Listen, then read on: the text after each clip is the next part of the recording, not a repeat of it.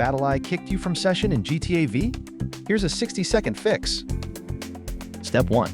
Fully quit GTA V and your launcher. Step 2. Verify files. Steam. Library greater than Grand Theft Auto 5, greater than properties greater than local files, greater than verify integrity of game files. Epic. Library greater than 3 dots greater than manage, greater than verify. Rockstar. Settings greater than my installed games greater than verify. Step 3. Reinstall BattlEye. In the GTA 5 install folder run uninstall battleye.bat, then install battleye.bat as administrator. Or open services.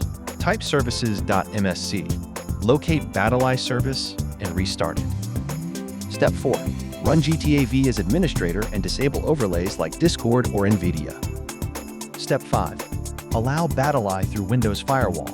Windows security greater than firewall and network protection greater than allow an app. Relaunch GTA V and try joining a session. Before, kicked.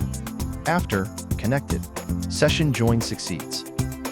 Recap. Close apps. Verify files. Reinstall BattlEye.